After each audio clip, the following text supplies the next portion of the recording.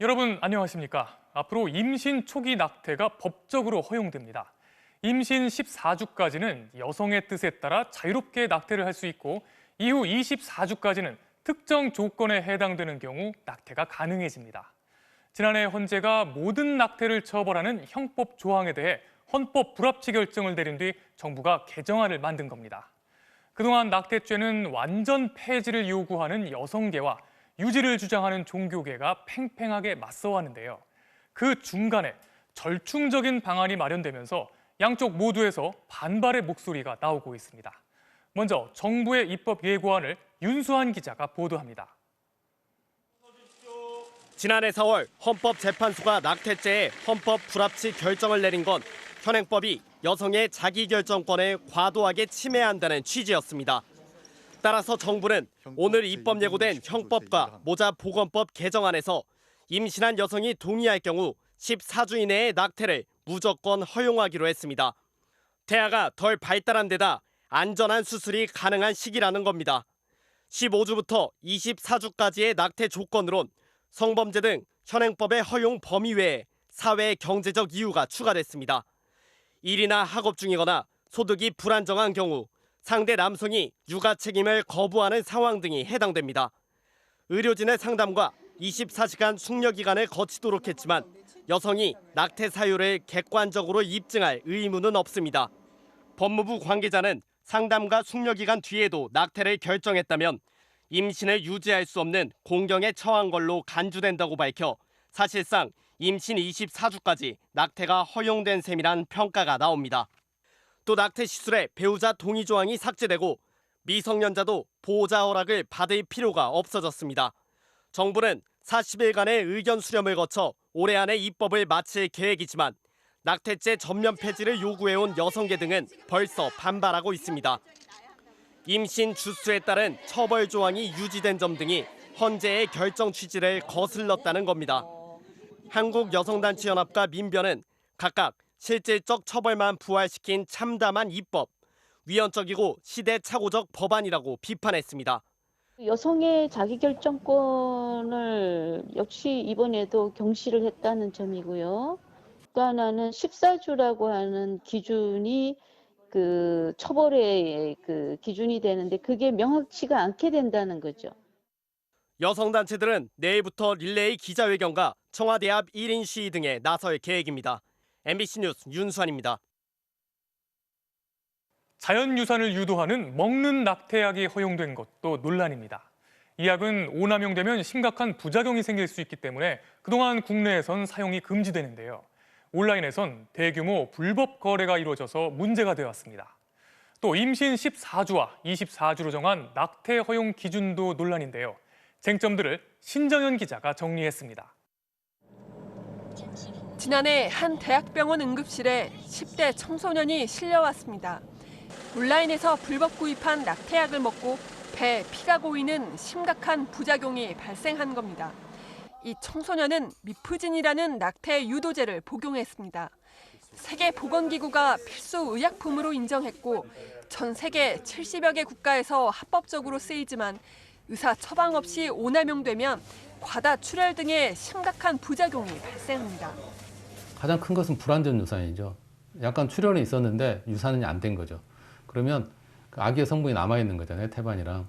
이것은 결국 감염을 일으키고 또 그다음에 폐혈증까지 갈 수도 있죠.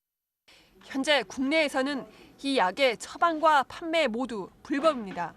하지만 SNS나 온라인 장터 등에서는 수술 없이 안전하고 편하게 낙태할 수 있다며 유인하는 불법 판매자를 쉽게 만날 수 있습니다. 진위 여부를 확인할 수도 없는 이런 약들을 절박한 처지의 여성들이 어쩔 수 없이 구입하는 사례가 많았습니다. 이처럼 음성시장에서 거래되던 미프진을 앞으로는 합법적으로 안전하게 구입할 수 있게 됐습니다. 수술 외에도 약물을 통한 낙태가 가능하다는 조항이 추가됐기 때문입니다. 좀 더 안전한 낙태가 가능해지긴 했지만 여성단체들은 임신 주수를 기준으로 처벌 여부가 결정된다는 점은 근본적인 한계라고 반발하고 있습니다. 임신 24주가 넘어 낙태를 하는 경우를 무조건 불법으로 규정한 점은 특히 문제라는 겁니다. 최근 5년간 성폭력 피해자 10명 중 1명은 임신 24주가 넘어 낙태 수술을 요청한 것으로 조사됐습니다. 그런데 이 가운데 절반 이상이 장애인이나 미성년자였습니다. 이 때문에 여성단체들은 이번 개정안이 여성의 자기 결정권을 보호한다는 취지와 달리 취약한 처지의 여성들만을 처벌 대상으로 삼았다고 비판하고 있어 입법 과정에서 논란이 예상됩니다. MBC 뉴스 신정현입니다. 북한 조성길 주 이탈리아 대사 대리 부부가 우리나라에 정착한 사실이 뒤늦게 알려졌습니다. 언론사들의 경쟁에 정치권까지 가세하면서 부정확한 억측까지 제기되고 있는 상황인데요. MBC는 지난해부터 정보당국 등의 여러 경로를 통해 조 씨 부부의 행적을 취재해왔습니다. 국민의 알 권리를 위해 그동안의 취재 내용을 오늘 자세히 전해드리겠습니다. 먼저 8개월간의 잠적 기간 동안 드러나지 않았던 행적과 남북미 간의 치열한 막후 외교전을 나세용 기자가 단독 보도합니다. 지난 2018년 11월 조성길 대사 대리가 이탈리아 로마에 있는 북한 대사관에서 나와 부인과 함께 잠적합니다. 이탈리아 측에 신변 보호를 요청했지만 불안을 느낀 조 씨 부부는 알프스를 넘어 스위스로 도피를 시작합니다. 조 씨의 탈북 과정을 잘 아는 외교안보 소식통은 쭉 올라가기 시작해서 유럽에서 자동차로 갈 수 있는 곳까지 갔다고 설명했습니다. 프랑스어를 전공한 조 대사 대리가 가장 원하던 망명지는 프랑스였습니다. 하지만 성사되지 않았고 CIA를 통해 미국 망명도 타진했지만 역시 불발됐습니다. CIA는 정보원의 협조 기간이 특정 기간 이상이어야 특별 절차로 미국행을 주선하는데 조 씨의 경우 해당 기간을 채우지 못했기 때문입니다. 대신 CIA가 처음부터 끝까지 계속 보호를 하는 가운데 여러 나라의 문을 두드렸다고 이 소식통은 전했습니다. 조 대사 대리는 결국 잠적 석 달 만인 지난해 2월 북한 대사관이 없는 동유럽의 A국가 주재 한국 대사관을 찾아갑니다. 그런데 비상 상황이 발생했습니다. 건강이 좋지 않은 딸을 북한 대사관에 두고 나온 것을 괴로워하던 부인 이 씨가 이탈리아 북한 대사관에 전화를 거는 바람에 위치가 노출된 겁니다. 북한은 이 씨에게 당의 배려가 있으니 돌아오라, 딸은 잘 치료받고 있다고 했습니다. 이어 A국 주재 중국 대사관으로 갈 것을 종용한 뒤 이 씨를 빼돌리려 했지만 실패했습니다. 당이 배려다 빚을 수 없죠. 그건 맞질 않아요. 해당 정보기관하고 접촉을 했을 거 아니에요. 그러면 네가 최고 지도부에 어떤 비밀을 줬는지 덮어 씌워야 되거든. 이후 북한은 외교 채널로 A국 측에 조 씨 부부의 송환을 요구했습니다. 중국과 미국, 한국이 개입된 상황에서 북한의 방해가 이어지며 출국은 늦어졌고 A국에서 5달이 지난 뒤인 지난해 7월에서야 조 씨 부부는 한국에 올 수 있었습니다. MBC 뉴스 나세웅입니다. 고위급 북한 외교관의 한국행이 지금까지 공개되지 않은 이유는 뭘까요? 한중미 그리고 북한까지 얽힌 과정으로 인한 외교적 파장과 북한에 있는 가족의 안위를 우려했기 때문으로 보입니다. 야당은 국정감사 하루 전에 정부가 정치적인 의도를 갖고 공개한 거라는 공세를 펴는데요. 사실 이 시점에 알려지게 된 건 조 씨의 아내가 정착에 어려움을 겪으면서 언론사에 제보를 했기 때문입니다. 이어서 손영 기자가 보도합니다. 어제 조성길 대사대리가 한국에 있다는 보도가 나온 이후 일부 매체와 야당 의원들은 정치적 의도가 있다는 의혹을 제기했습니다. 국감이 시작하기 하루 전에 만일에 본 의원이 추측하는 것이 사실이라면 정치적인 목적을 위해서 개인의 인도적인 고려를 완전히 무시한 일이다. 사실 조 씨 부부의 귀순이 언론에 알려진 건 조 씨 아내 측의 제보 때문으로 보입니다. MBC는 지난달 초 조성길 대사대리 부인 이모 씨와 접촉해 10여 차례의 전화와 문자 등으로 귀순 경위와 입장을 들었습니다. 이 씨는 조 대사대리가 로마 부임 직후부터 폐기해야 할 문건들을 빼돌렸다며 오랫동안 탈북을 계획했다고 전했습니다. 그런데 이 과정에서 뜻밖에도 이 씨 본인은 한국행을 원하지 않았다고 밝혔습니다. 북한으로 송환된 딸이 걱정돼 동유럽 A국에 머무는 동안에도 한국행을 거부했고 한국에 들어와서도 북한에 돌아가고 싶다고 매일 울면서 요구했다는 겁니다. 그래서 딸과 가족이 있는 북한에 보내달라는 의사를 몇몇 언론사에 제보했고 어제 귀순 사실이 보도됐습니다. 이에 대해 조 씨 부부의 이송 작전을 잘 아는 안보 소식통은 부인이 동유럽 A국 중국 대사관을 방문해 돌아가려 했던 것은 사실이라고 했습니다. 하지만 최종적으론 자의로 귀순 의사를 적는 서류를 모두 작성하고 입국했다고 반박했습니다. 외교관 출신 탈북자인 태영호 의원의 경우 귀순 당시 공개 발표를 하고 기자회견에서 만세까지 불렀던 것과 달리 조 씨 부부의 귀순에 대해 관련 부처는 철저히 함구해왔습니다. 조 씨 부부의 한국행이 추진되던 지난해 2월은 하노이 북미 정상회담이 결렬된 민감한 시기로 북한과의 외교 마찰도 우려했던 것으로 해석됩니다.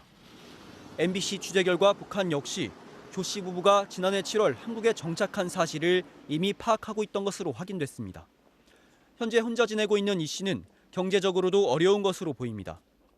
어제 한국에 있다는 사실이 공개된 데 대한 심경을 묻자 이 씨는 누구에게 도움이 되는 보도인지 모르겠다, 살기 힘들다, 조용히 있고 싶다는 의견을 전해왔습니다.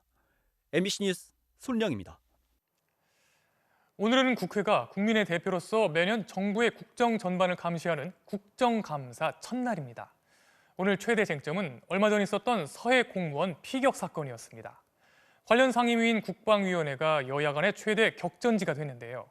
서욱 국방부 장관은 북한의 행위는 분명히 잘못된 것이고 모든 책임은 북한에 있다고 강조했습니다. 이학수 기자가 보도합니다. 국정감사를 시작하자마자 고성부터 오갔습니다. 회의 시작하겠습니다. 아까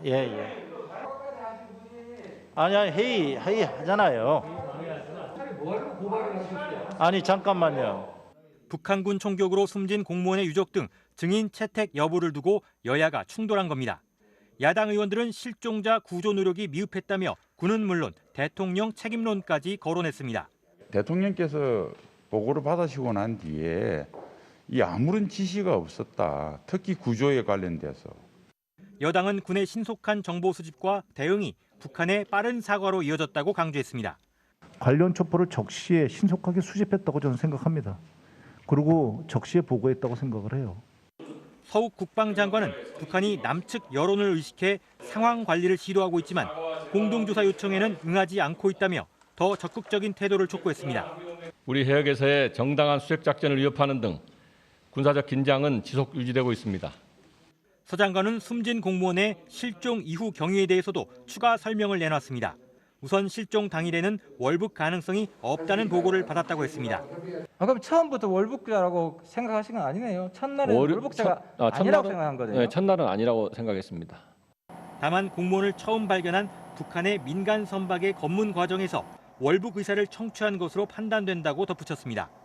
야당은 초기 판단이 잘못돼 구조의 적기를 놓쳤다며 공세를 이어갔고 여당은 곧바로 대응하면 첩보가 노출됐을 거라며 반박했습니다. 강경화 외교장관은 유가족의 아픔에 공감한다며 만나서 해법을 모색하겠다고 밝혔습니다. 공감이 가고 또 아픔도 공유를 합니다. 제가 한번 유가족들을 뵙고 강 장관은 유가족이 UN 인권사무소에 조사를 요청한 데 대해선 추가적인 사실 파악과 함께 재반 상황을 고려해야 한다고 밝혔습니다. MBC 뉴스 이학수입니다. 네, 이어서 코로나19 소식 알아보겠습니다. 새로 발생한 확진자 수는 114명, 일주일 만에 다시 100명대로 올라섰습니다. 경기도 의정부의 한 병원에선 이틀 만에 30명의 확진자가 나왔고 마을 전체가 집단 격리에 들어간 전북 정읍에서도 감염이 이어졌습니다.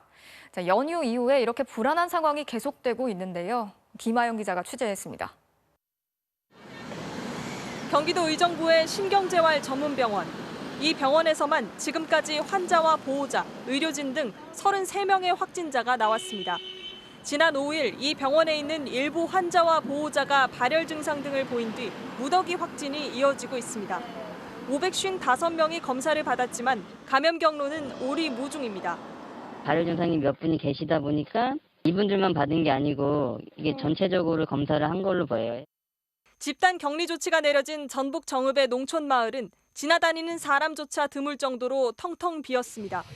이미 9명의 확진자가 나온 상태에서 60대 남성과 50대 아내, 70대 여성이 양성 판정을 받았습니다. 서울 영등포구의 한 방문 판매 업체에서도 업체 직원과 방문자 등이 사무실에서 사적인 모임을 하다 7명이 집단 감염됐습니다. 방문 판매 쪽이다 보니까 방명록이라든가 뭐 이런 걸로 해서 지금 현재 그 검사를 받으라고 안내는 해놨는데 집단 감염이 여기저기서 진행되면서 코로나19 신규 확진자 수는 114명으로 일주일 만에 다시 세 자릿수를 기록했습니다. 방역당국은 주말 검사량이 감소한 효과가 사라지면서 확진자가 늘어난 것으로 보인다고 분석하면서도 확진자 수가 증가 추세로 전환할지 예의주시하고 있습니다. 추석 연휴 기간 동안 감염된 사람들이 잠복기를 거쳐 더 나올 가능성이 있기 때문입니다. 추석 연휴의 여파에 따른 확산 추세가 다시 나타나는지 주의 깊게 살펴볼 필요가 있습니다. 방역당국은 한글날부터 시작되는 연휴에 도심 집회와 단풍놀이 인파 등으로 코로나19 확산이 가속화될 수 있다며 이동 자제를 거듭 당부했습니다. MBC 뉴스 김아영입니다. 지난달 열린 국내 최대 규모의 미술 공모전에서 한 심사위원의 아들과 딸, 아내와 제자들까지 단체로 상을 받았다는 소식을 전해드렸는데요. 이 보도가 나간 이후에 저희에게 제보가 들어왔습니다. 이 대회의 다른 분야에서도 부정수상이 있었다는 건데요. 심사위원들이 뽑지도 않은 수십 개 작품들이 상을 받았습니다. 심지어 대상 최우수상, 작품들의 순위까지도 사실상 미리 정해져 있었다고 합니다. 이유경 기자가 취재했습니다. 지난 7월 열린 제39회 대한민국 미술대전 비구상 부문. 추상 미술의 종류인 이 부문에 출품된 319개의 작품 가운데 1차 심사를 통과한 112점을 두고 특선부터 대상까지 수상작을 선정하는 2차 심사가 열렸습니다. 심사위원은 모두 7명. 심사에 참여한 복수의 위원들에 따르면 이들은 비공개 토의를 거쳐 한 명이 2점씩 모두 14점의 수상작을 선정했습니다. 그런데 실제 공개된 수상작은 특선 33점을 포함해 모두 46점이었습니다. 심사위원들이 뽑지도 않은 32개 작품이 상을 받은 겁니다. 그 작품 선정을 해주고 특선작이 14점 가지고는 안 될걸요, 아마. 실제로 46점이더라고요. 46점이었다고요? 저는 그 내용에 대해서는 아는 바가 없어가지고. 또 다른 심사위원은 심사를 마쳤는데 집행부에서 작품들을 자기들끼리 추가로 뽑아버렸다면서 대상, 최우수상 등 작품 순위도 사실상 미리 정해져 있었다고 말했습니다. 이런 결과에 심사위원 중 한 명은 공개적으로 반발하기도 한 것으로 전해졌습니다. 추가 제보도 잇따랐습니다. 7년 전 대한민국 미술대전에서 2차 심사위원을 맡았던 A씨는 미술협회 직원으로부터 종이봉투를 받았습니다. 심사장에 들어가기 직전 건네받은 봉투엔 4-5장의 작품 사진이 들어있었습니다. 제가 들어가니까 가까이 와서 그 봉투를 전해주더라고요. 안에 사진이 들어있었죠. 의도는 명확하죠. 그거 뽑아라는 거죠. A씨에게 사진을 건넨 사람은 미술대전 집행부를 돕는 실무 담당자였습니다. 집행부 임원들이 미리 낙점한 수상작품을 이 직원을 통해 심사위원에게 통보한 것으로 받아들여졌습니다.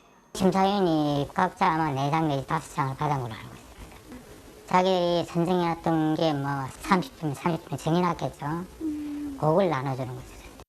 A씨는 건네받은 사진 속 작품 중 상당수가 실제 특선 등 수상작에 포함됐다고 털어놨습니다. 제가 지금 그때 생각하면 참 부끄럽고 난감한 일이죠. 이렇게까지 심사를 해야 되나 싶을 정도로. 이런 일은 공공연한 비밀이고 관행처럼 되풀이되고 있다는 게 제보자들의 얘기입니다. 심사위원 뽑는 사람 누굽니까? 운영위원이지 않습니까? 운영위원을 뽑는 사람이 조직위원입니다. 그럼 뭐 조직처럼 연결되는 겁니다. 그 명령 하나씩 그렇게 되어 있는 거죠. 이렇다 보니 최대 규모란 공모전은 젊고 실력 있는 작가들에게 외면당하고 있는 실정이라고 합니다. 젊은 작가들 같은 경우에는 사실상 연출이 있거나 돈이 많은 경우가 거의 없잖아요. 어차피 내가 상을 받을 수 없다라고 생각해서 출품 자체를 포기를 해버리게 되는 거죠. 이와 관련해 대한민국 미술대전을 주최한 한국미술협회 측은 올해 2차 심사는 심사위원들 간의 합의로 추가 수상작을 선정한 것이라며 의혹이 사실이 아니라고 주장했고 2013년 대회에 대해선 아는 바가 없다는 입장을 밝혔습니다. MBC가 보도한 전통공예 분야 김모 심사위원의 가족과 제자 집단 수상 사건에 대해선 김 작가의 아내, 딸, 아들 3명과 제자들 중 특선을 한 6명의 수상을 취소했다고 밝혔습니다. MBC 뉴스 유경입니다. 자, 앞서 전해드린 대한민국 미술대전에서 가족의 제자들까지 단체로 상을 받았던 심사위원. 지난해 정수미술대전에서는 이 심사위원의 아들이 자신의 아버지의 작품과 거의 똑같은 작품을 출품해서 대상을 받았는데요. 자, 올해 역시 아들과 딸이 또다시 출품을 했고 1차 심사를 통과한 것으로 확인됐습니다. 세금으로 공모전을 지원해온 지자체는 사실상 손을 놓고 있었는데요. 홍익표 기자가 취재했습니다. 불로장생을 상징하는 해와 산, 거북 등 10가지 상징물을 담은 민화 십장생도 지난 2015년 제16회 정수미술대전에서 대상인 문화체육부 장관상을 받은 작품입니다. 작가 김모 씨가 그린 작품인데 알고 보니 2013년 강릉 단호 소화대전이라는 다른 대회에서 이미 최우수상을 받은 작품이었습니다. 이른바 이중 출품이 뒤늦게 드러나 4년 만에 대상 수상이 취소됐습니다.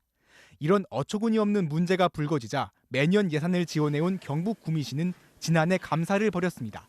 하지만 아버지가 운영위원, 어머니가 심사위원을 맡은 가운데 아들이 대상을 탄 건 감사가 있었던 바로 지난해 대회였습니다. 이게 다가 아니었습니다. MBC 취재 결과 올해 정수미술대전 역시 문제의 공예 분야에서 아버지 김모 작가가 다시 운영위원을 맡았고 딸과 아들이 또다시 출품해 1차 심사를 통과한 것으로 확인됐습니다. 정수미술대전 주최 측은 의혹이 제기된 이후에야 김모 작가 부부를 운영위원이나 심사위원에서 배제하고 지난해 아들의 대상 수상은 취소하는 한편 올해 아들과 딸 작품의 1차 심사 통과도 무효 처리하겠다고 밝혔습니다. 대회 운영의 문제점이 끊임없이 불거지고 있지만 해마다 2억 원의 예산을 지원하고 있는 지자체는 손을 놓고 있습니다. 출품작이 다른 지역에서 또 내는 출품작이다. 심사위원장하고 출품했는 진짜가 이거는 알 수가 없죠. 문화체육관광부도 각종 미술대회에 장관상 이름만 빌려주고 있다면서 직접 관여하기는 힘들다는 입장입니다. 심사위원 선정이나 심사 과정은 자체적으로 내부 규정이 있기 때문에 그 부분은 저희가 관여를 하는 사항이 아니거든요. 미술계의 자정 노력과 함께 엄연히 세금이 투입되는 공모전인 만큼 지자체나 정부의 적극적인 감시, 감독도 필요해 보입니다. MBC 뉴스 홍익표입니다. 주식 거래 소득에 세금을 매기는 대주주의 기준이 10억에서 3억 원으로 낮아진다고 하자 투자자들이 거세게 반발했죠. 논란이 계속되자 정부가 결국 과세 기준을 가족 합산 대신 개인별 과세로 바꾸는 방안을 검토하기로 했습니다. 김민창 기자가 취재했습니다. 지난달 청와대 국민청원 게시판에 올라온 글입니다. 대주주 양도소득세는 폐기되어야 할 악법이라는 제목으로 할아버지부터 부모, 배우자, 손자 주식을 다 합쳐 대주주 기준을 3억 원으로 삼는 것은 현대판 연자제라고 비판하고 있습니다. 이 글은 한 달 만에 20만 명 넘는 동의를 받았고 홍남기 부총리에 대한 해임 청원 글에도 사흘 만에 6만 명 넘게 동의했습니다. 문제가 된 세법상 대주주는 주식을 팔았을 때 양도소득세를 내는 사람. 지금까진 가족 합산으로 한 종목을 25억 원어치 넘게 보유한 주주는 주식을 팔아 번 돈의 최소 22%를 세금으로 내지만 이 기준이 올해엔 10억 원, 내년엔 다시 3억 원으로 줄기 때문입니다.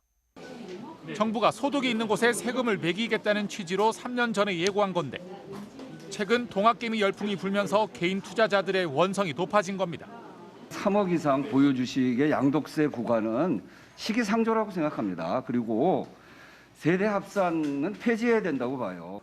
정부는 결국 타협안을 내놨습니다. 3억 원 기준은 고소하되 연자제 논란을 일으켰던 가족 합산 제도는 손보겠다는 겁니다. 시중에서 여러 가지 전문가 의견도 제기가 돼서 저희가 세대 합산은 인별 기준으로 전환하는 방안을 현재 검토 중에 있다는 말씀을 드리고요. 홍 부총리는 그러면서 대주주 기준을 3억 원으로 강화하는 건 증세 목적이 아닌 과세 형평성 때문이라고 강조했습니다. 3억 원으로 과세 기준을 강화하는 게 개인들의 투자 의욕을 꺾을 거란 우려가 계속되는 가운데 소득에 세금을 매기는 게 당연한 만큼 정부가 여론에 떠밀려 정책을 자꾸 뒤집어서는 안 된다는 지적도 제기되고 있습니다. MBC 뉴스 김민찬입니다.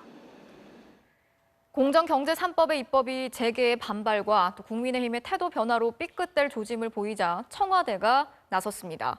기업의 경영을 투명하게 하자는 공정경제 3법은 지난 정부에서도 추진이 됐던, 그래서 이미 논의할 만큼 했던 법안들이라면서 조속한 입법을 촉구했습니다. 이정신 기자입니다. 지지부진한 국회 입법을 지켜보다 못한 청와대가 공정경제 3법을 직접 거론하고 나섰습니다. 청와대 고위 관계자는 공정경제 3법은 지난 정부에서도 5년 가까이 추진했던 경제민주화 입법과 같은 취지라며 이전 국회에서 제출됐다 폐기된 법안들을 이번 국회에서 뺄 것 빼고 넣을 것 넣어서 다시 제출된 거라고 강조했습니다. 이 정도로 오래된 법안들이라면 논의를 할 만큼 한 것 아닌가라고 반문했습니다. 국회의 신속한 입법을 촉구한 겁니다.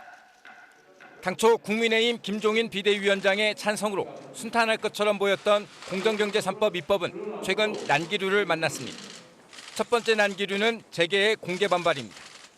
먼저 이번 상법 개정안의 경우 기업 경영권 행사와 전략적 경영 추진에 직접적인 타격을 주고 더 큰 난관은 야당인 국민의힘입니다. 해고와 임금 조정을 더 쉽게 할 수 있는 노동관계법 카드를 돌연 꺼내들더니 공정경제 3법과 연계를 안 한다고 했다가 다시 할 것처럼 원샷 처리 입장으로 선회한 겁니다. 오늘은 김종인 위원장이 필요하다 했던 공정경제 3법을 아예 기업규제 3법으로 부르며 재계의 반발과 보조를 맞췄습니다. 민주당은 국민의힘의 태도 변화가 공정경제 3법을 사실상 무력화하려는 의도 아니냐고 비판했습니다. 공정경제 3법 처리를 발목 잡겠다는 속셈에서 제시한 정치적 카드라면 국민의힘은 노동법 개정 주장을 철회하는 것이 마땅합니다. 논의할 만큼 했다는 청와대의 입장은 야당의 노동관계법 연계 시도를 거부하고 이번 정기국회에서 공정경제 3법 처리를 끝내려는 여당에 힘을 실어주려는 의도로 풀이됩니다. MBC 뉴스 이정신입니다. 2년 전 해군이 3,400억 원을 들여서 도입한 차기 주력함이 500일 넘게 멈춰서 있습니다. 엔진이 고장난 걸로 보이는데 어떻게 된 일인지 수리도 할 수 없다고 합니다. 김준석 기자가 단독 취재했습니다. 지난 2018년 8월 해군이 도입한 차세대 오이함 대구함입니다. 2,800톤급으로 한 척 가격이 3,400억 원입니다. 스텔스 기능으로 방어 능력을 높인 데다 하이브리드 추진 체계로 수중에서 소음을 현저하게 줄여 대잠수함 작전에 기여할 것으로 큰 기대를 모았습니다. 그런데 650여일이 지난 지금까지 실제 작전에 쓰인 건 100여일에 불과합니다. 전력하 뒤 5달 만에 고장이나 238일 동안 멈춰섰는데 해군은 조작 미숙이 원인이라고 했지만 문제는 계속됐습니다. 엔진 출력이 정상보다 떨어진 경우가 50회 이상, 운행이 갑자기 멈춰선 것만 12회에 달합니다. 엔진에 결함이 있는 것으로 추정되는데 이렇게 300일가량 진해양에 묶여 있습니다. 특히 하이브리드 엔진이라는 말이 무색하게 한쪽 엔진인 가스 터빈만으로 운행이 가능해 정작 대잠수함 작전에는 아예 쓸 수 없는 상황이 됐습니다. 더 큰 문제는 수리조차 할 수 없다는 겁니다. 부품에 대한 지적재산권이 미국 회사에 있다 보니 뭐가 고장났는지 우리 군은 물론 대구함을 건조한 국내 기업조차 부품을 열어 살펴볼 수 없기 때문입니다. 결국 미국 제작사만 수리가 가능하던 건데 코로나19까지 겹치면서 수리가 언제 될지 알 수 없습니다. 배를 완전히 분해하거나 가르지 않고서는 수리가 어려운 그런 체계였고 애초에 추진 체계 자체를 제대로 도입한 것인지. 그런데도 해군은 대구함과 같은 추진 체계를 가진 경남함을 올 12월 추가 도입할 예정입니다. 해외에서 도입하는 부품들에 대한 조달 방법이라든가 대안이 확실히 마련되지 않으면 이런 사업들을 더 이상 추진하는 것이 문제가 있다고 보고 있습니다. 수리가 늦어지자 해군은 3억 원에 달하는 새 부품을 미국에서 추가 구매해 교체했다며 대구함이 이번 주부터 다시 시운전을 시작할 예정이라고 해명했습니다. 이렇게 군은 언제 고장이 날지 모를 같은 부품을 사오느라 3억 원을 또 썼습니다. MBC 뉴스 김준석입니다. 트럼프 미국 대통령을 수행하는 이 군인이 손에 들고 있는 가방 보이십니까? 이게 핵가방입니다. 미국 대통령이 핵 공격을 승인할 때 쓰는 암호가 들어있는데요. 대통령이 이동할 때마다 이 가방을 들고 다니는 핵심 참모가 새로 코로나19 확진 판정을 받았습니다. 미군 수뇌부들도 줄줄이 자가격리에 들어가고 있는데요. 정작 트럼프 대통령은 독감이 더 위험하다고 말했습니다. 이정은 기자가 보도합니다. 트럼프 대통령의 전용기에 제복을 입은 여군이 커다란 가방을 들고 뒤따라 탑니다. 이른바 핵가방인데 유사시 핵공격을 승인할 때 필요한 암호가 들어있습니다. 해양경비대 소속 참모는 대통령 출장길에 항상 이 핵가방을 들고 동행합니다. 그런데 이 참모가 코로나19 확진 판정을 받았습니다. 트럼프 대통령의 연설문 작성 등에 깊이 관여하는 스티븐 밀러 백악관 선임 보좌관도 감염 사실이 확인됐습니다. One of the closest aides at the White House to the President of the United States, Stephen Miller, we have now learned that he too has tested positive for coronavirus. 뉴욕타임스는 밀러 보좌관을 비롯해 트럼프의 측근 14명이 코로나19에 감염됐다고 보도했고 워싱턴 포스트는 백악관 확진자가 타이완 확진자 수보다 많다고 비꼬았습니다. It was not done according to what I would have recommended. I mean, what you saw there in the White House, picture from above of everybody crowded together with no masks. 백악관은 부랴부랴 방역 지침을 강화하고 소독에 들어갔습니다. 특히 트럼프 대통령과 대면하기 위해선 수술용 마스크는 물론 얼굴 가리개와 보호 안경, 장갑까지 착용하도록 한 것으로 알려졌습니다. 미국 국방부인 펜타곤에서도 확진자가 나와 비상이 걸렸습니다. 해양경비대 찰스 레이 부사령관이 코로나19 양성 판정을 받았는데 지난주 군 수뇌부 회의에 참석했기 때문입니다. 이 여파로 마크 밀리 합참의장은 물론 육해공, 사이버 우주사령관이 모두 자가격리에 들어갔습니다. 이런 상황인데도 트럼프 대통령은 트위터에 매년 독감으로 10만 명 이상이 죽는다며 코로나19가 독감보다 덜 치명적이라고 주장하는 글을 올렸습니다. 그러면서 오는 15일 마이애미에서 열리는 대통령 후보 토론회를 고대한다며 참가 의지를 밝혔습니다. 하지만 민주당 조 바이든 후보는 트럼프 대통령이 완치 판정을 받아야 토론을 할 수 있다고 못 박았습니다. MBC 뉴스 이정은입니다. 일본 정부가 코로나19로 어려움을 겪고 있는 음식점들을 돕기 위해 소비자들에게 음식값을 지원해주는 캠페인을 벌이고 있습니다. 세금이 2조 원이나 들어가는 사업인데 이게 좀 허점이 있는 것 같습니다. 손님들이 요령껏 식사를 하면 공짜로 밥을 먹고 거기에다가 사실상 돈까지 받는 상황이 돼서 정부가 보완책을 검토하고 있다는데요. 도쿄 고현승 특파원이 취재했습니다. 일본의 저가 닭꼬치 체인점 토리 기족구입니다. 닭꼬치 2개 한 세트가 327엔, 우리 돈 3,500원 정도인데 최근 예약까지 하고 와서는 단 한 세트만 먹고 가는 손님이 폭증했습니다. 정부의 고트 이트 캠페인에 따라 온라인 예약 사이트로 예약한 뒤 가게를 방문해 한 세트만 먹어도 1인당 1,000엔어치 포인트를 돌려주기 때문입니다. 3,500원짜리 닭꼬치를 먹으면 7,500원을 벌 수 있다는 얘기입니다. SNS에선 이른바 토리기족구 연금술이라며 이런 가게를 도는 토리기족구 마라톤까지 유행처럼 번지고 있습니다. 음식점들은 울상입니다. 포인트는 정부 돈으로 주지만 예약 사이트에 1인당 200엔씩 수수료를 내야 하기 때문입니다. 이 때문에 이 닭꼬치 체인점은 미리 1,600엔 이상 메뉴를 주문해야 예약이 가능하도록 방침을 바꿨습니다. 하지만 비슷한 피해를 호소하는 식당들이 늘면서 결국 시행 일주일 만에 정부가 예약 횟수와 메뉴를 제한하는 등 보완책을 검토하고 나섰습니다. そうした使い方が国民の皆さんの公平感に見てどうなのか、まさに反することがないようにですね、必要な対応を検討していると。 일본 정부는 코로나19로 침체된 경제 회복을 위해 예산 18조 원을 들여 고투 이트 외에도 여행비의 최대 절반을 지원하는 고투 트래블, 공연이나 이벤트를 지원하는 고투 이벤트 등을 잇따라 추진하고 있습니다. 하지만 캠페인 위탁업체가 수천억 원을 챙기고 대기업과 대형 체인점들이 주로 혜택을 받는 반면 정작 폐업 위기에 몰린 영세업소들은 수수료 부담 등으로 참여하지 못하고 있어 고투 캠페인을 둘러싼 논란이 끊이지 않고 있습니다. 도쿄에서 MBC 뉴스 고현승입니다.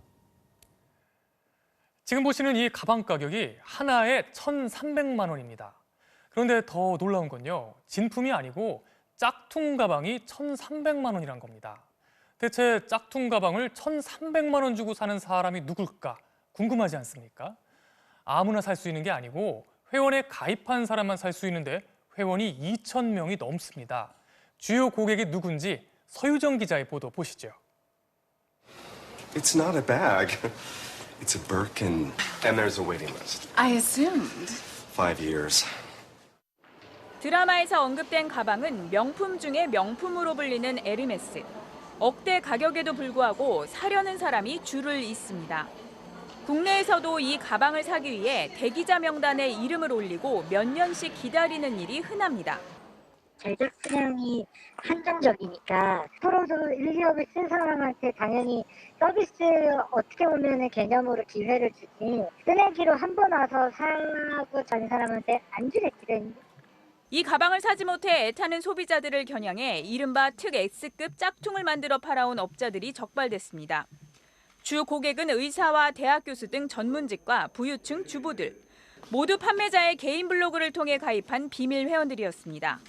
회원은 총 2,300여 명으로 이 가운데 700여 명이 짝퉁 80억 원어치를 샀습니다. 브랜드 로고와 시리얼 번호까지 똑같이 새겨 넣은 정교함에 1,300만 원 가격에도 팔려나갔습니다.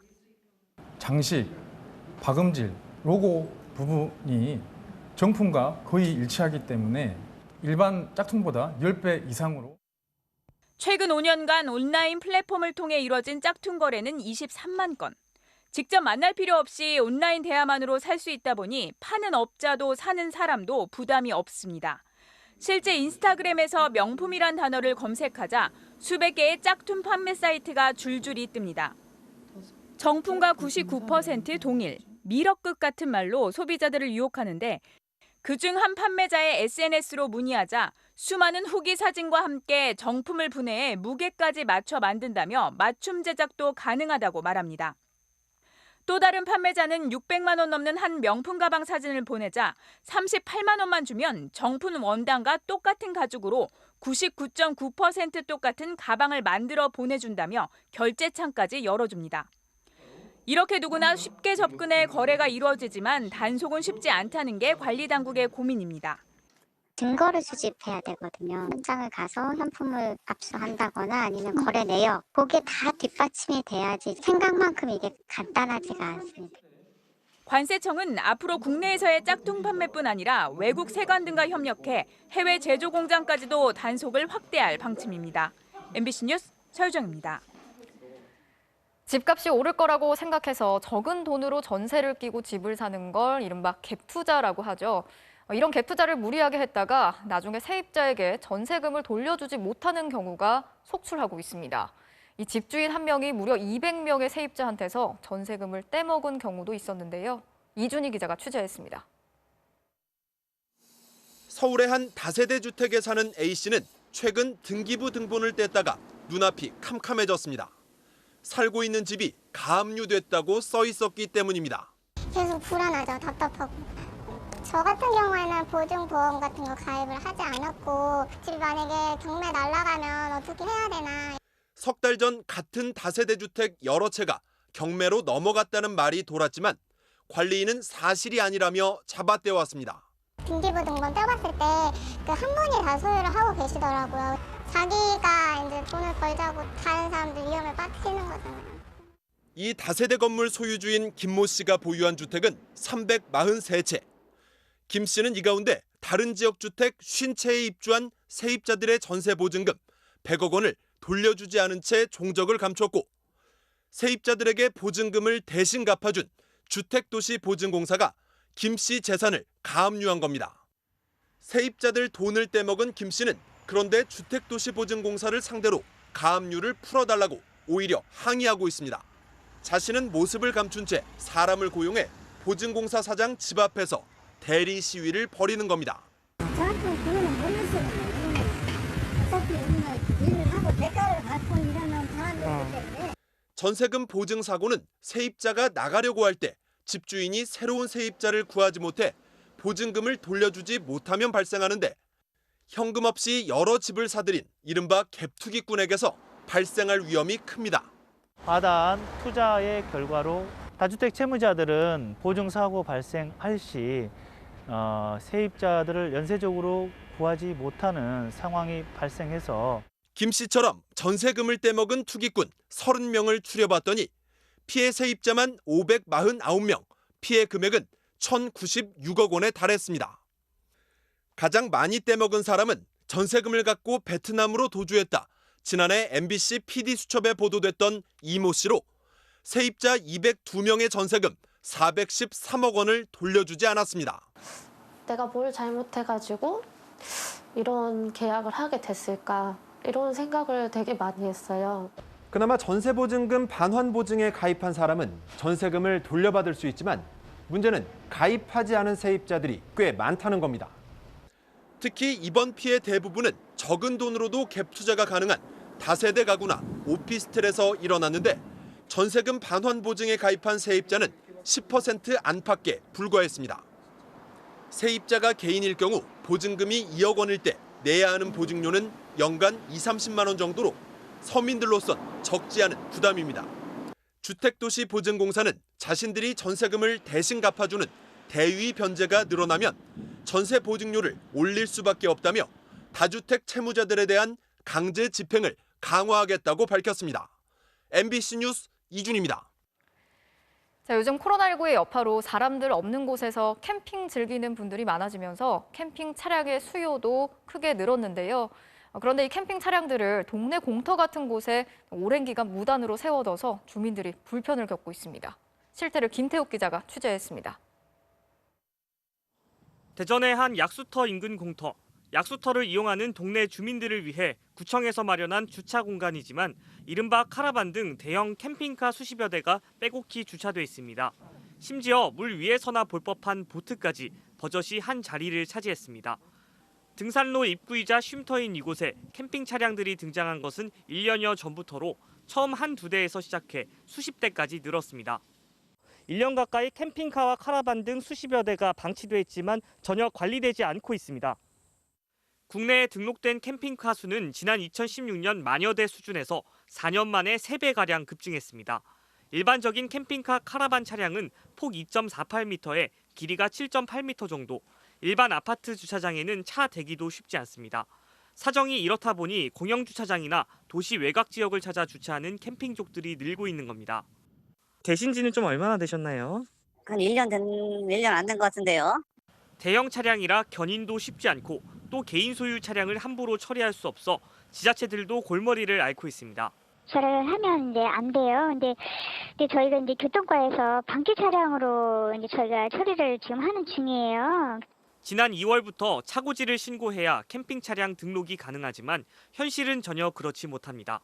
원래 캠핑카를 살 때는 자기 차고지가 있어야지만 사서 하는 거 아닙니까? 산행을 하기 위해서 온 사람들이 자기가 그 차를 댈 데가 없단 말이야. 그러니까 이건 빨리 조치를 하라고. 캠핑카 전용 주차장을 조성하거나 별도의 주차 공간을 마련하는 등 지자체들의 대책은 지지부진한 사이 주차 공간을 둘러싼 주민 간의 갈등만 커지고 있습니다. MBC 뉴스 김태욱입니다.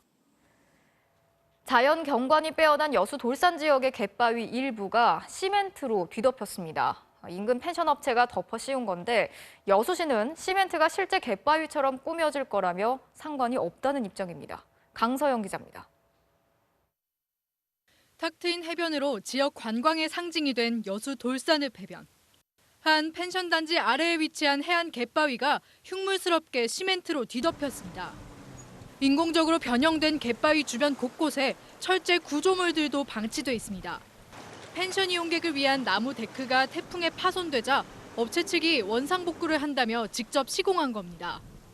발린 시멘트가 워낙에 두껍다 보니 갯바위의 원래 형태를 알아볼 수 없을 정도입니다. 업체는 시멘트에 색을 입혀 실제 바위처럼 보이도록 할 계획이었다고 해명했습니다. 하지만 이 같은 작업은 원상복구로 볼 수 없다는 게 전문가들의 판단입니다. 돌 색깔 비슷하게 회색 시멘트로 뿜어 붙여버린 거예요. 결론적으로는 눈 가림만 한 걸 제대로 원상복구한 건 아니잖아요. 그런데 현장 상황을 알고 있었다는 여수시의 설명은 더욱 황당합니다. 업체가 복구 사전 계획서를 제출하지 않는 등 적절한 조치 없이 임의로 시멘트를 포장했는데도 아무런 제재 없이 최대한 비슷하게만 하라고 주문했다는 겁니다. 제대로 허가받은 복구가 아닌 거잖아요. 마테리얼을 취업을 할 것인가, 그대로 놔둘 것인가, 복구가 완전히 되고 나서 보고 다시 한번 현장에 가서 결정을 하려고 해요. 펜션 인근에 위치한 여수시 돌산읍의 한 산자락. 산 정상까지 800m나 구불구불 이어진 넓은 길은 모두 불법으로 확장된 진입로입니다. 이 불법도로 역시 해당 펜션이 주도해 설치했는데 여수시는 아직 별다른 조치를 내리지 않고 있습니다. 여러 사람이 공유해야 될 부분을 자기들이 점령을 한 거죠. 조금이나마 자연을 생각한다거나 환경 쪽으로 좀 생각을 했다면은 저렇게 하면 안 되죠. 한 사업자에 의해 거침없이 산지와 해변이 훼손되고 있고 시 당국이 이를 방관하는 사이 관광 여수의 자연 환경이 심하게 병들고 있습니다. MBC 뉴스 강서영입니다. 병역 회피 논란으로 18년째 귀국길이 막힌 가수 유승준 씨. 비자를 발급해달라면서 정부를 상대로 소송을 내서 결국 최종 승소를 했죠. 그런데도 최근 또다시 비자 발급을 거부당하자 다시 소송을 제기했습니다. 어찌된 일인지 곽동건 기자가 취재했습니다. 1990년대 인기 가수로 활동했던 유승준 씨. 2002년 취득한 미국 국적이 병역 회피 목적이라는 의혹으로 한국 입국이 금지됐습니다. 유 씨는 38살이 돼 병역 의무가 사라진 2015년 재외동포 비자를 신청했지만 LA 총영사관의 거부로 입국길이 막히자 소송에 나섰습니다. 5번의 재판 끝에 지난 3월 대법원은 비자를 내주지 않은 LA 총영사관의 절차가 잘못됐다며 유 씨의 손을 들어줬습니다. 비자 미발급 처분 결과를 전화로만 통보했을 뿐 거부 처분서를 작성해주지 않았고 이전에 법무부에서 입국을 금지당했다는 이유로 심사조차 하지 않은 채 비자 발급을 거부한 건 정당한 재량권 행사가 아니라는 겁니다. 이에 따라 유 씨는 지난 7월 LA 총영사관에 다시 비자를 신청했지만 거절되자 최근 또 소송을 냈습니다. 하지만 유 씨가 승소했던 대법원 판결은 절차적 잘못을 지적했을 뿐이지 비자를 발급해주라는 뜻이 아니라는 게 정부의 입장입니다. 외교부는 LA 총영사가 관련 법령 등을 종합적으로 검토하는 등 적법한 재량권을 행사해 비자 발급을 거부한 것이라고 밝혔습니다. 또 비자 신청 요건을 갖췄다고 해서 무조건 사증을 발급해야 하는 것은 아니라고 설명했습니다. 입국 불허 방침을 사실상 재확인한 셈입니다. 유 씨는 그러나 이번 소송을 통해 한국행에 대한 마지막 희망의 끈을 놓지 않겠다는 뜻을 밝혔습니다. MBC 뉴스 곽동건입니다.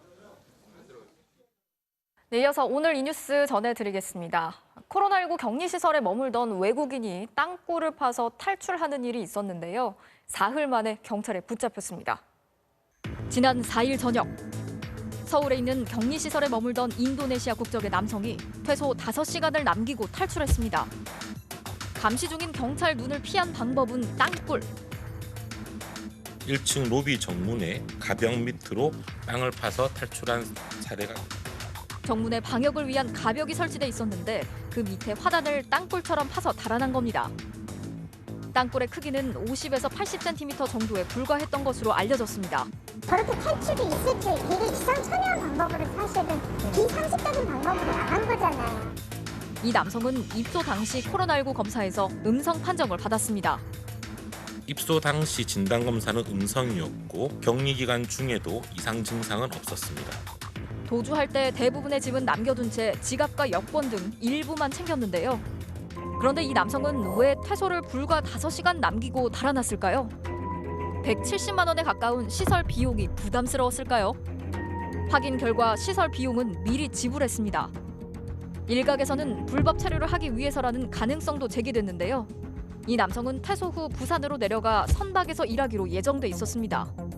우리나라에 들어올 때 받은 비자는 선원 비자, 체류 기간은 30일입니다. 경찰은 CCTV 영상 등을 토대로 추적한 끝에 사흘 만에 충북 청주에서 붙잡았습니다. 도주 경위 등은 조사를 해봐야 알 수 있을 거라고 밝혔습니다.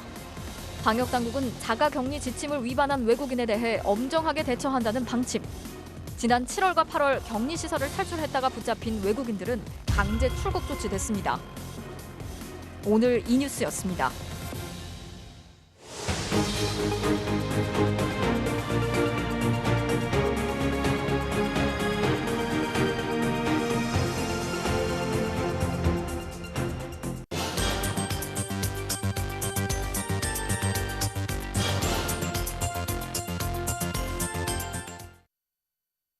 오늘 2부에서는 중고차 얘기를 깊게 다뤄보려고 합니다. 중고차 사본 적 있으십니까? 저는 첫 차를 중고차로 샀는데요. 10년 넘게 잘 탔습니다. 그런데 차에 문제가 생길 때마다 의심이 드는 겁니다. 내가 혹시 속고 산 거 아닌가 하는 거죠. 우리 같은 보통 소비자들이 겉만 봐서는 차에 문제가 있는지 알기 어렵죠. 그런데 이 중고차 시장에 현대 기아차 같은 완성차 업체들이 뛰어들겠다고 해서 지금 논란이 뜨겁습니다.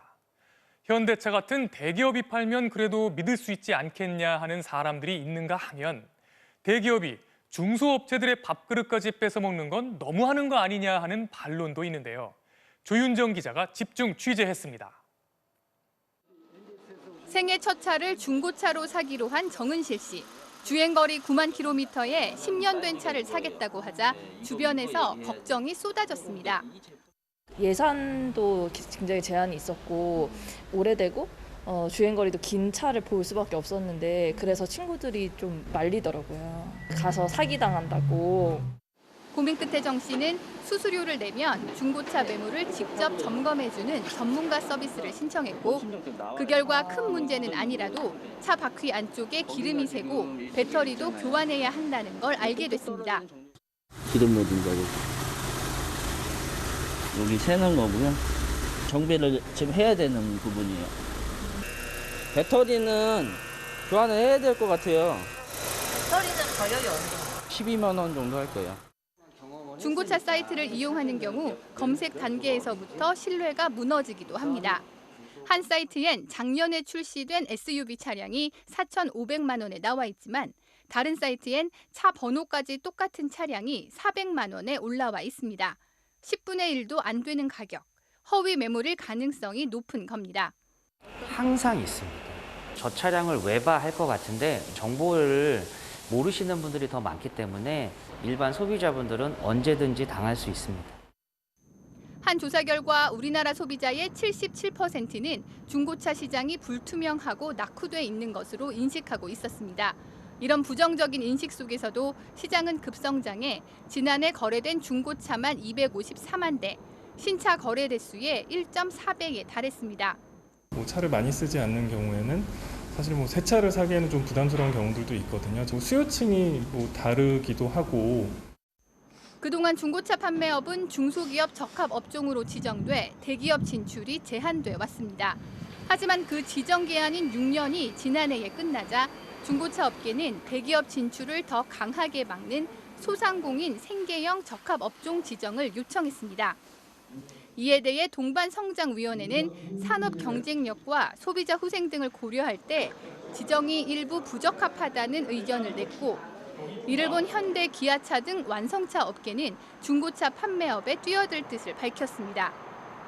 대기업이 중고차 판매업에 진출해야 산업 경쟁력이 높아지고 시장도 투명해져 신뢰도가 올라갈 거란 논리입니다. 정비라든지 이런 부분에 다 인프라가 같이 있거든요. 충분한 어떤 성능 테스트를 하고 난 차를 이제 하게 되면은 소비자들도 이제 아무래도 이제 신뢰도가 높게 될 것이고. 이들은 또 현재 수입차 판매 업체들의 경우 직접 자기네 브랜드 중고차를 파는 게 허용돼 있는데 우리나라 완성차 업체들만 중고차를 못 팔게 하는 건 역차별이라고도 주장합니다. 국산차 고객들도 수입차 고객하고 동일하게 객관적인 기준과 정보를 좀 바탕으로 제값의 중고차를 사고 팔 수 있는 시장 환경이 마련됐으면 합니다. 중고차 업체들은 크게 반발하고 있습니다. 6,000개 업체, 5만 명 종사자의 생계가 일시에 무너질 수 있다며 2달째 시위를 이어오고 있습니다. 이들은 중고차 판매업이라는 게 양질의 차량 확보가 경쟁력인데 완성차 업체가 들어올 경우 새 차 손님들이 내놓는 중고차 매물을 싹쓸이해 갈 거라고 우려합니다. 40년 동안 뼈를 깎으면서 우리 일자리를 만들어 이루어 왔습니다. 대기업이 도둑질을 해 가려고 합니다. 중고차 시장의 고질적 문제인 허위 매물 등도 일부 무등록 업자들의 일탈인 만큼 대기업 진출이 아니라 규제 강화로 해결할 문제라며 무엇보다 현대차가 중고차까지 팔게 되면 결국 중고차 값이 올라갈 거라고 주장합니다. 현대 독점을 하기 때문에 금액이 마음대로 할 수가 있죠. 소비자들은 더 피해가 많을 걸로 예상이 됩니다. 전문가들은 대기업이 진출하면 후진적인 중고차 산업 발전에는 도움이 되겠지만 해외에선 자동차 제조와 판매가 나뉘어 있는 반면 우리나라는 현대, 기아차가 제조와 판매를 겸하면서 시장의 70%를 점유하고 있다는 점을 고려해야 한다고 지적합니다. 독과점 형태로 한 개의 그룹이 큰 포션을 갖고 있는 국가는 없어요. 일자리가 없어진다든지 이런 부분에 대한 것들은 누구도 책임을 지지 않고 있거든요. 현대기아차의 중고차 진출 배경엔 오너 일가의 지배구조 문제가 있다는 분석도 나옵니다. 중고차업은 이미 경매장을 운영하고 있는 그룹 계열사 글로비스가 맡을 것으로 보이는데 글로비스는 정의선 수석 부회장이 주식 23.3%를 보유한 최대 주주입니다. 정 부회장이 그룹 핵심인 현대기아차 지분은 얼마 없어 그룹 전체를 완전히 지배하지 못하고 있는 만큼 글로비스의 가치를 높이는 게 필요한데 많게는 30조 원 규모로 추정되는 중고차업은 글로비스를 키울 기회라는 겁니다.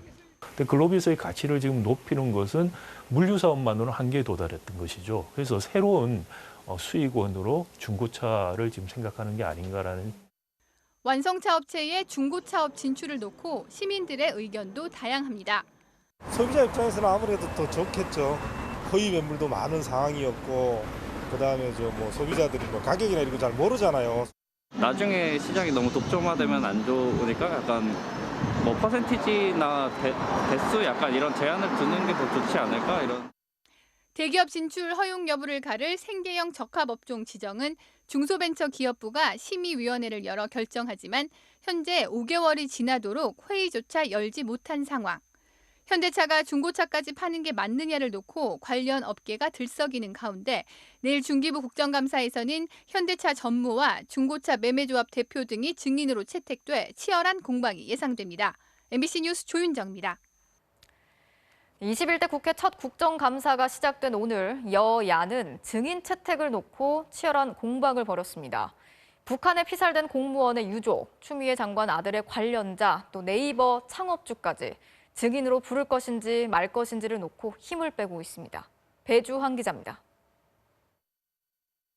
유가족들의 목소리를 청취해야 된다라고 생각합니다. 유가족들 모셔서 월북할 이유가 하나도 없다. 그런 얘기 듣고 아버지의 누명을 좀 벗겨달라고 하는데 국방위와 외통위, 농해수위까지 국민의힘은 피살 공무원 유족의 증인 채택을 일제히 요구했습니다.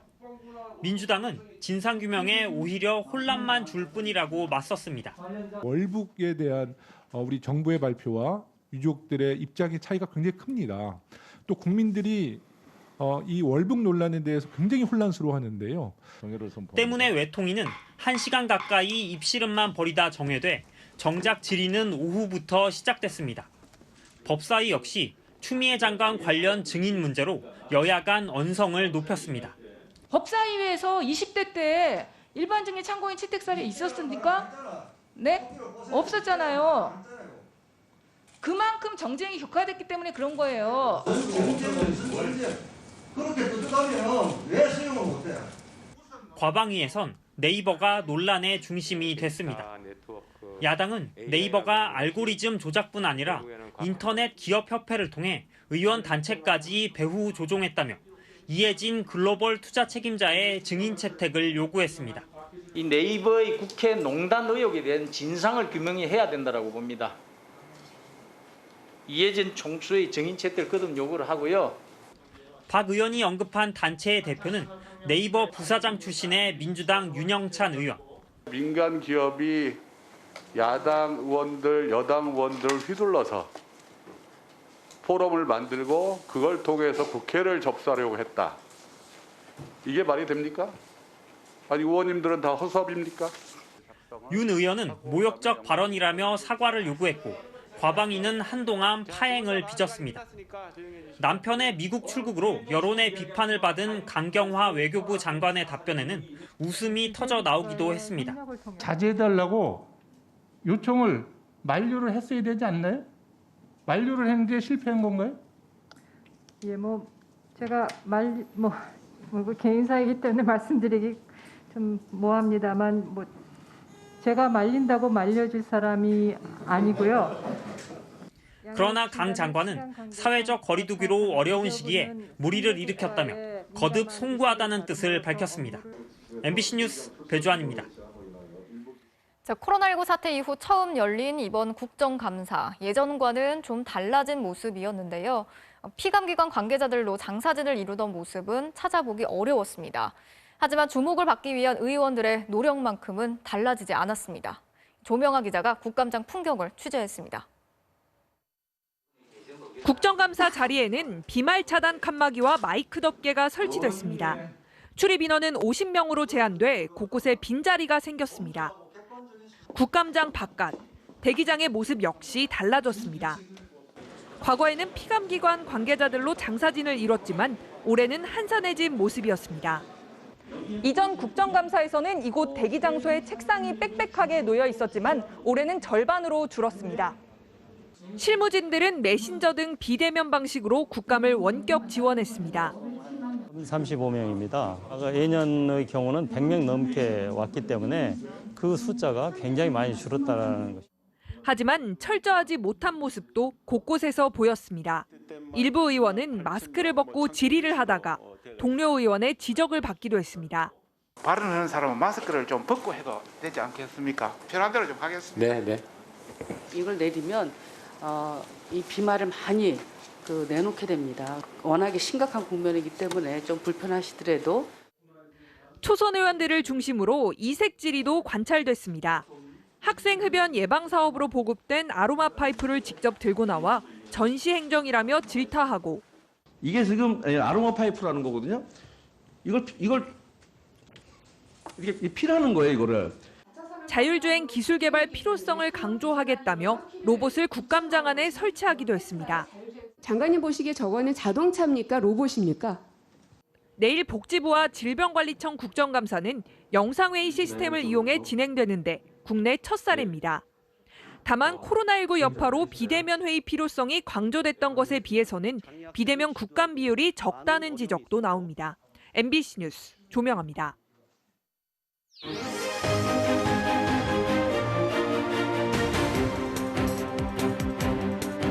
정치적 참견 시점, 오늘도 김재용 기자와 함께하겠습니다. 네, 첫 번째 소식 볼까요? 네. 삼성전자 임원이 국회 출입 기자네요. 이게 오늘 정의당 류호정 의원이 폭로한 내용이죠? 네, 오늘 하루 종일 누리꾼들의 관심이 집중됐던 사안 중 하나였죠. 삼성전자 부사장의 국정감사 증인 채택을 막기 위해 정의당 류호정 의원실을 자주 찾았다는 삼성 임원의 이야기인데요. 무슨 일인지 먼저 영상으로 보시죠. 삼성전자의 간부라는 분이 계속 의원실로 찾아왔었거든요. 도대체 어떻게 국회에 이렇게 막 불쑥불쑥 올 수가 있나 해서 제가 찾아봤거든요. 알아보니까 삼성 간부라고 했는데 출입기자로 왔다 갔다 하고 계시더라고요.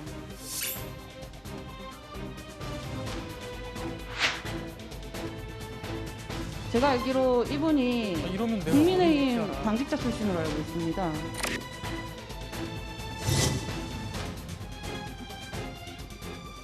네, 그래서 진짜 신분이 뭡니까? 삼성 임원인 건 맞습니까? 네, 결론적으로 유호정 의원이 말한 이 사람의 신분은 모두 맞았습니다.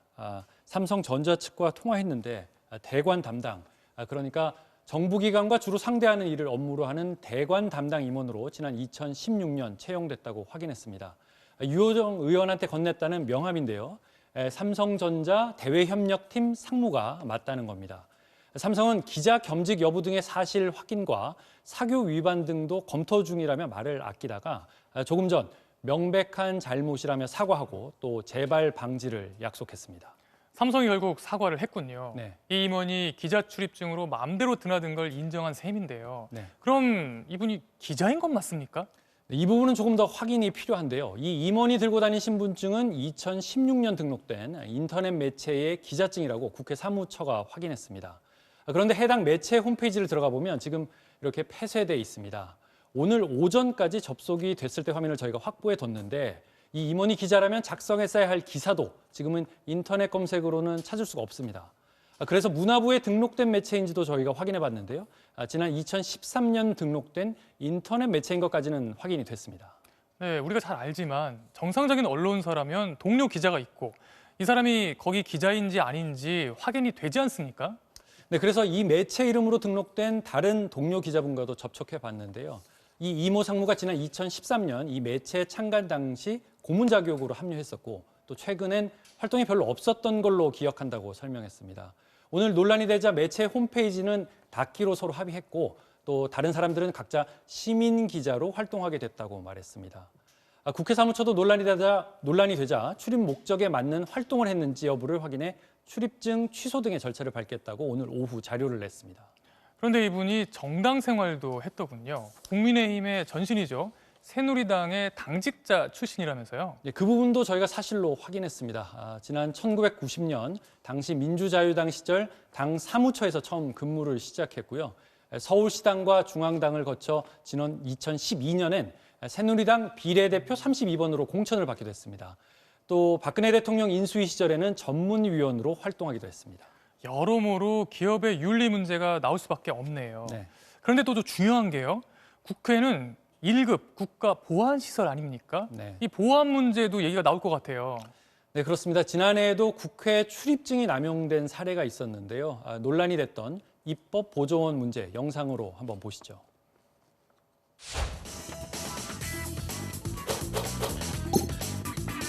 국민의 혈세로 운영되는 국회의원 사무실을 사익을 위해 일하는 아들에게 주었습니다. 특정 기업의 이익을 도모하기 위한 대관 업무를 보는 아들에게 출입의 흔적도 없이 국회의 모든 것을 누리며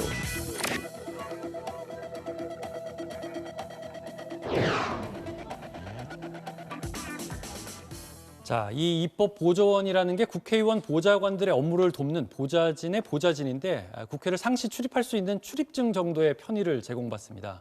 그런데 이게 지난해 문제가 되면서 올해부터는 인터넷에서 출입증 발급자의 신원이나 신분 확인이 가능하도록 시스템이 바뀌었습니다. 국회는 오늘까지 510개 언론 매체에 1,750명의 기자가 등록돼 있는데요. 마침 국회 사무처는 올해 처음 기자단 자문위를 구성해 관련 시스템도 조만간 정비하겠다고 밝혔습니다. 네, 오늘은 여기까지 듣겠습니다. 정치팀 김재영 기자였습니다.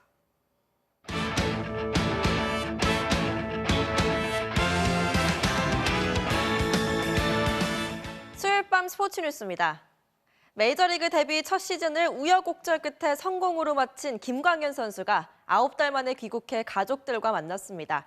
그런데 거리두기에 자가격리에 가슴 아프게도 만나자마자 생이별이네요. 정준희 기자입니다. 여느 때 같았으면 즐겁기만 했을 귀국길. 하지만 공항은 적막하고 어색했습니다. 공항이 진짜 조용하네. 가족들도 일찍부터 공항에 나왔습니다. 아내는 물론 손수 팻말까지 만들어 나온 아이들도 이리저리 고개를 돌리며 아빠를 찾습니다. 아빠 어디 있는데? 9달 만에 가족 상봉.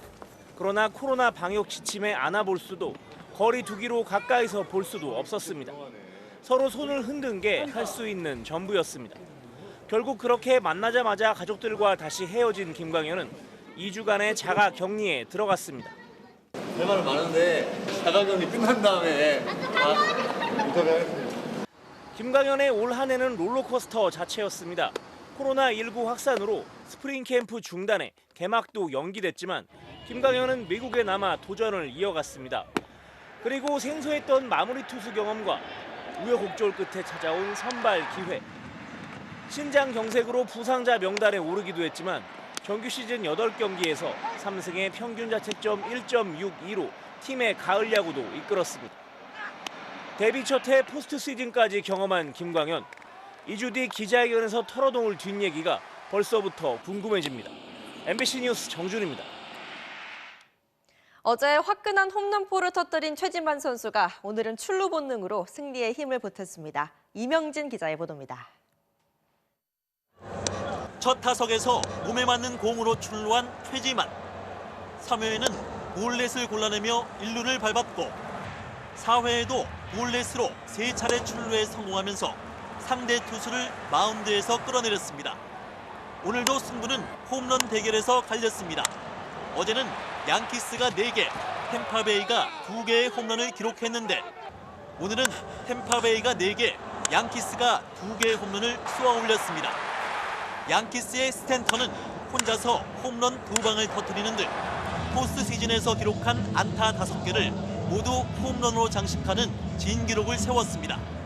특히 4회 석점포는 타구 속도 측정 이래 가장 빠른 시속 190km를 찍었습니다. 하지만 전체 홈런 개수에서 앞선 템파베이가 7대5 승리를 거두고 시리즈 동률을 이뤘습니다. 전체 승률 1위 팀 다저스는 무서운 집중력으로 1차전을 가져갔습니다. 5회까지 단 하나의 안타도 쳐내지 못하고 상대 실책으로 한 점을 뽑는 데 그친 다저스는 6회 말 상대 감독이 볼 판정 항의로 퇴장을 당하자 그 어수선한 틈을 놓치지 않고 넉 점을 몰아치면서 그대로 승부를 끝냈습니다. 공공의 적 휴스턴은 오늘도 웃었습니다. 중요한 순간마다 터진 홈런포 3방을 앞세워 챔피언십 진출까지 단 1승만을 남겨뒀습니다. 하지만 내일 선발로 예정됐던 그레인키가 팔 통증으로 등판이 취소돼 마냥 웃을 수만은 없게 됐습니다. MBC 뉴스 이명진입니다. 포스트 시즌에만 올라오면 월드시리즈 우승을 차지했던 마이애미는 애틀랜타에 역전패를 당했는데요. 몸에 맞는 공 하나가 경기 흐름을 바꿨습니다. 전운칠 기자입니다. 경기는 시작부터 화끈했습니다. 22살 아쿠냐가 포스트 시즌 최연소 선두타자 홈런과 함께 특유의 배트 플립도 곁들였습니다. 사건은 아쿠냐의 다음 타석에서 벌어졌습니다. 마이애미 선발 알칸타라의 투구가 아쿠냐의 허리에 꽂혔습니다. 157km짜리 강속구였습니다.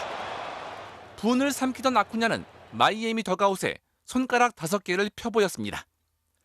데뷔 3년 차에 마이애미에게만 5번째 못 맞는 공을 기록했다는 겁니다. 고의라고 확신했습니다. No, eso no es ninguna coincidencia porque, como te dije, cada serie de Miami el pelotazo que recibo lo recibo soy yo. 알칸타라는 부인했습니다. You know, I just tried to go inside against him, you know, and I hit it. And I don't know why they overthinking. Like every time we hit Acuna, it's purpose. 과격한 감정까지 드러냈습니다. He don't say nothing, and I don't say nothing too. You know, he like I said, if he ready to fight, I'm ready to fight too. 더 이상 충돌은 없었지만 이후 경기 흐름은 달라졌습니다. 4대1로 뒤지던 애틀랜타는 오스나의 2루타에 아쿠냐가 홈까지 질주하며 포효하면서 역전의 서막을 알렸고 7회 단호의 3점 홈런이 터지면서 순식간에 승부를 뒤집었습니다. 스완슨의 쐐기포까지 더해 9대5 역전승. 애틀랜타가 먼저 1승을 가져갔습니다. It happened throughout the regular year and even years prior with Ronnie, and that definitely woke us up. 아쿠냐는 경기가 끝난 뒤 자신의 SNS에 마이애미는 나를 맞춰야 했다. 아웃시킬 수 없었을 테니까 라는 짧은 글을 남겼습니다. MBC 뉴스 전운칠입니다.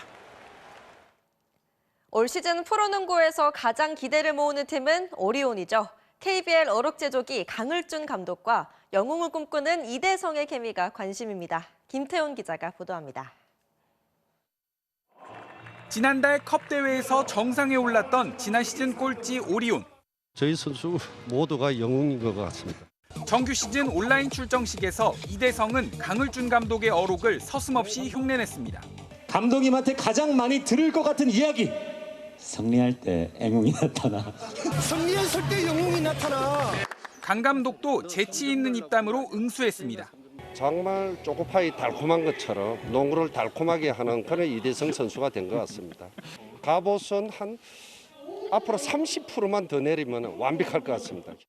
뭔가 보여줘야 한다는 부담의 갑옷을 벗어야 한다는 지적이지만 이대성은 강 감독을 만나면서 오히려 되살아나기 시작했습니다. 컵대회 평균 17득점에 도움 6개, 대회 MVP라는 타이틀과 별개로 동료를 살리는 이타적인 플레이까지 완전히 달라졌다는 평가입니다. 제 와이프조차도 이대성이 농구하는 걸 보면서 편했던 건 처음이래요. 감독님이나 동료들이 저한테 편하게 맞춰주려는 그런 노력, 그런 배려 덕분이라고 저는 생각해요. 강을준 감독도 호통 대신 부드러워졌습니다. 즐겁게 계산적으로 해야지, 계산적으로. 호통을 받을 줄 알았는데 호통이 아닌 좀 웃으면서 이렇게 시설을 했던 게 다 알아듣고 하니까 어떻게 제가 단어를 사용하기가 뭐 생각이 나지가 않습니다.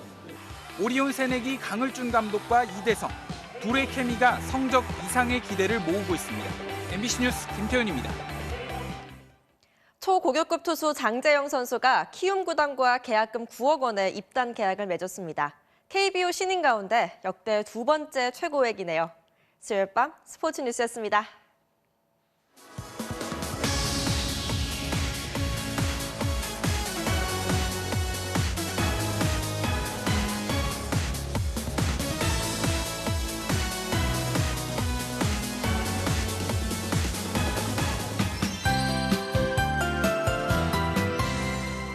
어제보다는 한결 따스함이 감도는 하루였죠. 이슬이 찬 공기를 만나 서리로 변한다는 절기 할로윈 내일도 낮 동안에는 따사로운 가을볕이 가득 퍼지겠습니다. 기온도 오늘보다 더 오르겠는데요. 단 해가 지면 금세 쌀쌀해지니까요. 일교차에 대비한 옷차림을 하셔야겠습니다. 내륙 지방의 날씨는 이렇게 무난하기만 한 반면 동해안 지방은 상황이 다릅니다. 동해지방해양경찰청에 따르면 올해 너울성 파도로 인한 인명피해가 현재까지 7명에 달하고 있는데요. 앞으로 사나흘간은 동풍이 계속 불어들면서 갑자기 너울이 밀려올 수 있겠고요. 게다가 제주와 남해안 지방에서는 북상 중인 태풍 차놈의 간접 영향까지 받겠습니다. 해안가에서는 항상 안전사고에 대비를 해주셔야겠습니다. 내일 새벽까지 영동과 경상 동해안 지방은 흐린 가운데 산발적으로 빗방울이 떨어지겠고요. 서울 등 그 밖의 전국에서는 가끔씩 구름만 지나겠습니다. 아침 최저 기온은 서울 12도, 창원 15도로 오늘보다 2도 정도 더 오르겠습니다.